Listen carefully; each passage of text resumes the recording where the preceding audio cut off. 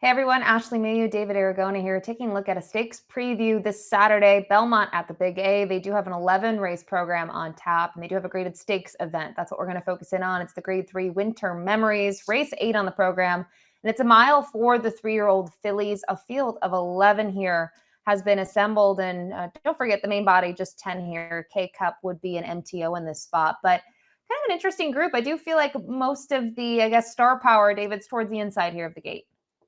Yeah, there's some talent in this field, especially as you mentioned, drawn down towards the inside. Mayday Ready had such a strong 2-year-old season last year, still trying to get back to that form as a 3-year-old, though she is coming off a Grade 2 victory last time. And Opulent Restraint, she's kind of been knocking on the door at the Grade 1 and Grade 2 level, and she could be controlling this race on the front end, which makes her dangerous. We'll see if Timeform US pace projections agree with that in terms of it, and absolutely do. I mean, you mentioned it looking at those last couple. She's been forward, especially 2 starts back, pretty quick early on to go 46 and 3. But there are others that may be sitting the trip just off of her. That includes the number 5 in here, Ruth, as well as the 8 Scarlet Sands, who it's going to be very curious to see what they do. I have a feeling she's going to be forced to track in here. Yeah, Scarlet Sands kind of had an opportunity to go to the lead last time in the Lake Placid, was not aggressively ridden, and it gave Mayday Ready the opportunity to sort of surprisingly lead that race from gate to wire. That's not her natural running style. Going to the front is the natural style for the number 1 Opulent Restraint. So I imagine that she'll be up towards the front end in this race. Maybe a sneaky speed in here could be the number 3 Ready for Candy, who showed off a new running style when she debuted for Different Connections last time.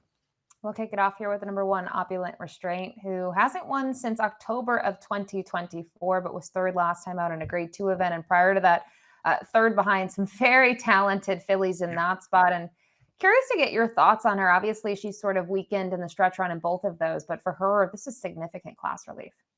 It really is. I mean, she's faced some of the best 3-year-old filly turfers in the country, the likes of Theon, Nitrogen, Laurelin last time out, and she's just getting away from those foes here. And she's also getting a little less distance to work with, which I think is going to work for her, because it always felt like a mile and an eighth, a mile and 3/16 was just stretching her stamina to the limit. I think she's more of a natural miler. I guess the one reservation I have, Ashley, and I don't want to make too much of this stuff because sometimes I think bettors take this into account too much, is that Flavien Prat's ridden her on a number of occasions, and he goes to the other Chad Brown runner in here, and Manny Franco picks up the mount on the one that looks stronger on paper, just a little strange.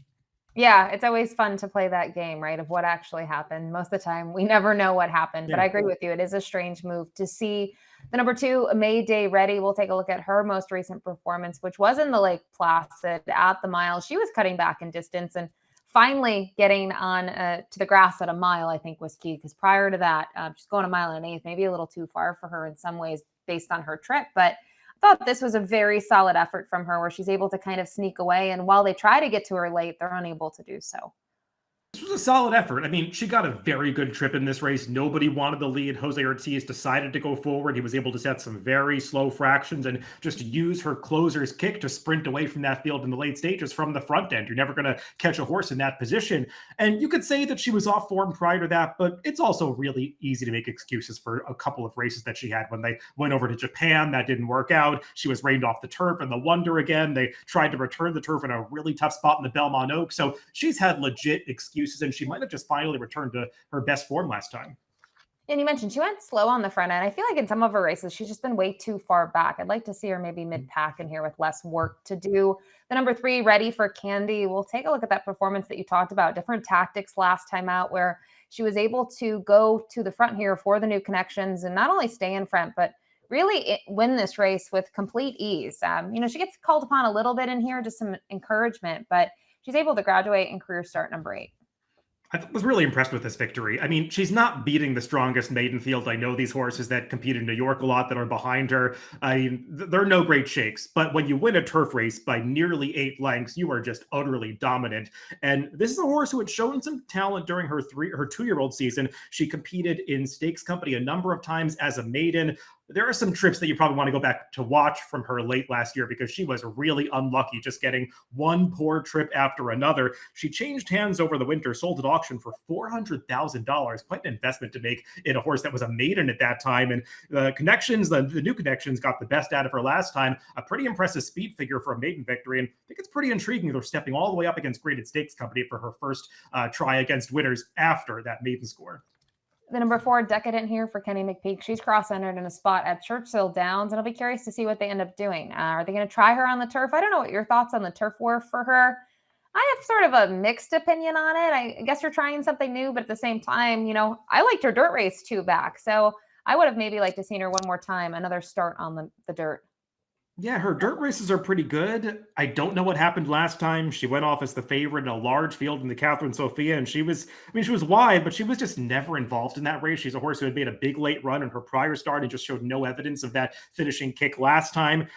Maybe that disappointment is sending them to try something new on the turf. I noticed she is cross-entered to Churchill Downs, so we'll see where she ultimately decides to go this weekend. I don't see much turf pedigree, Ashley. I mean, I don't love the Gervins getting on the turf, and on the dam side, it just looks pretty dirt-oriented. Yeah, that's why I said it's a little bit of a weird move, but we'll see what they opt to do. The number 5, Ruth, she has a similar sort of story last time out. She didn't fire in the Catherine Sophia at all. And I feel like, kind of looking at her there, it was a bit tough spot for her off the Monmouth Oaks. I would have liked to see more in that race in general. But another one that I guess I'm a little troubled by the last out and now going to switch to the turf. Yeah, again, it feels like the move to turf is a little bit of a desperation move because she already cleared her first level allowance condition. Where do you run her now? You kind of either have to try older horses or Stakes Company, and she's just not been quite good enough against Stakes Company on the dirt. So we'll experiment on the turf. She is by Uncle Mo. That certainly brings in some turf influence naturally. On the dam side, not a ton of turf. She's a half to Mopatism, who's best known as the dam of journalism. So that's a little bit more dirt influence there. I couldn't really get to her here.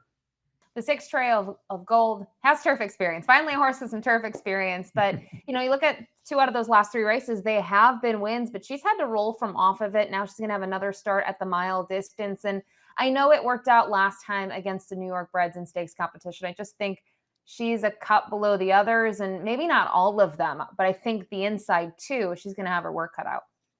Yeah, against the New York Breds, I'm actually a fan of this filly. She's run pretty well in a number of races, even better than it looked. She's gotten some wide trips and traffic-filled trips on occasion, and she finally had it work out for her last time when she won that Stallion Series Stakes. I just don't think those horses are quite on the level of these, so she could have her work cut out for her here. The 7 Paradise City. This one's by McKinsey, but on the bottom side, I could maybe make a case here for the surface switch a little bit more than some of the others that we've seen. And she tried the Charlestown Oaks last time out, but Indeed Bay, her stablemate, was just the best in that event. And I thought she ran actually pretty well considering how far back she was. She was cutting back in distance, unlike some others in there. She already passed 2 turns in the past and had run well. But I wonder if the cutback worked against her. Yeah, Safi Joseph had a few runners in that Charlestown Oaks, and when connections have multiple entries, they always kind of try to split up the running styles. So you got horses in different parts of the race early on, and they just decided to take her way back, and she got a little too far back at Charlestown to make up the ground necessary. As for switching to turf, there's a little bit of turf pedigree, maybe more than some of the others we talked about on the dam side, perhaps. I mean, McKinsey's not the best turf influence. I just didn't know if I saw enough pedigree for her to move up enough as much as she needs to on the turf. The 8 Scarlet Sands, we talked about kind of her race last time out in terms of pace perspective, where if she wanted the lead, maybe she would have went for it, and she couldn't really. And that was not the case 2 starts back in the Miss Gracie. And she was going into that race on a win streak. She had to jump up in competition. I didn't necessarily love the performance from her, and I think I would have liked to see just a little bit more. Yeah, I mean, the margin of 5 lengths between her and Mayday Ready last time probably could be narrowed a little bit given the fact that she didn't use what might be her best running style and was a little wider around the turns, but I don't think she was ever going to beat that field or finish in the money that day. And she did have that win streak going to Gulfstream Park.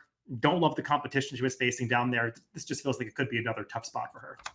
The 9 Griselda here just has that one start stateside. It came at Saratoga in early August where she was able to circle the field in there. She got up in the final stages, and I thought it was a promising start here to racing in North America. The figure, it's fine. It's obviously not a huge one, but it's pretty solid. It's kind of how I felt about her. It was a fine performance. It didn't really do anything for me. And handicapping that race on the way in, I was thinking to myself, this is not a very strong first level allowance race. So it wasn't a big surprise that a new face like her got the job done. The public knew they bet her down to favoritism. It was a solid performance, but it's not the kind of effort that gives me confidence that she's going to be ready to step up against graded stakes foes in her next start. And this feels like it's a legitimate graded stakes field, especially given the runners drawn inside of her. So I'm a little surprised to see Flavien Prat choosing this one, if that is indeed what happened, because I wasn't so impressed that maybe he felt something different underneath him. Yeah, I think it's interesting too when you look at that filly and then the next filly we'll talk about here, the number 10 Seed of the Sky. They're not horses that really, I mean, they have stakes efforts in Europe, but they're not group threes or something of that caliber, which I think gives us a better assessment of them. I think when we look to Sea to Sky, I don't know what to take out of that effort last time out, other than they went slow up front, and this horse was really never going to be able to kind of make an impact late with those fractions. Yeah, that's a really good point. They went just a glacial early pace there, and a horse that was, I think, 39-1 wired the field on the front end, which just speaks to the fact that those that were forward really had an advantage in that spot. And she just didn't have great position, got a little shuffled back, and she never had a clear path in the stretch. She was not going to finish in the money that day. It's not like she was steadied or anything like that, but she was just behind horses for the entire stretch drive, which is not where you want to be when the race is turning into a sprint to the wire. So I think she can move forward second off the layoff. And unlike the other one that's an import for Chad Brown, this horse is probably going to be a much better price.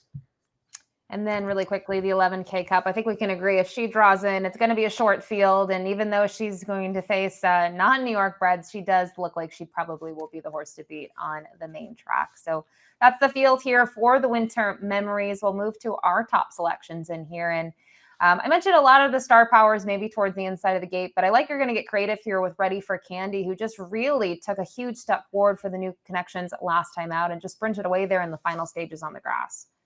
Yeah, I just think Ready for Candy is a horse that still has upside coming in here. Might not be totally exposed yet because it feels like she returned as a different horse that had kind of sorted some things out since her 2-year-old season. And she had shown talent as a 2-year-old. Just feels like maybe she's putting it all together now. It's a big test for her, but she's got that tactical speed that I think should allow her to work out a decent trip here. And I'll be eating chalk here with the number 2 Mayday Ready. I just think based on what we saw last time out and even those performances last year as a 2-year-old filly, she has a lot of talent and she can kind of run depending where the fractions are early from just about anywhere. So she'll be my top pick, but 3-2-1-10 for David, 2-1-7-9 for me. It's race number 8 this Saturday at Belmont at the Big A. Good luck.